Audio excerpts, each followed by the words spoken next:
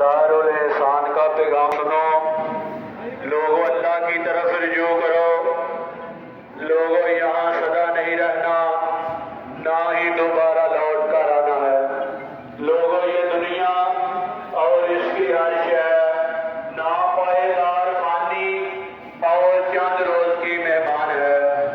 لوگوں اپنے اللہ سے ڈرو، جن کاموں کے کرنے کا حکم دیا گیا ہے کرو، جن کاموں سے منع کیا گیا ہے باز رہو۔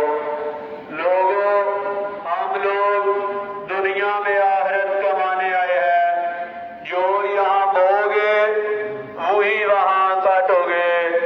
لوگوں اللہ نے نماز کی بڑی ہی تاکید فرمائی ہے، اذان کی آواز سنتے ہی اپنے گھروں سے نکل پڑا کرو۔ دنیا کا کوئی بھی شغل آپ کو نماز سے ہرگز نہ روکے۔ لوگوں دنیا کا مال دنیا ہی میں چھوڑ جانا ہے، کوئی بھی چیز ساتھ نہیں جانی۔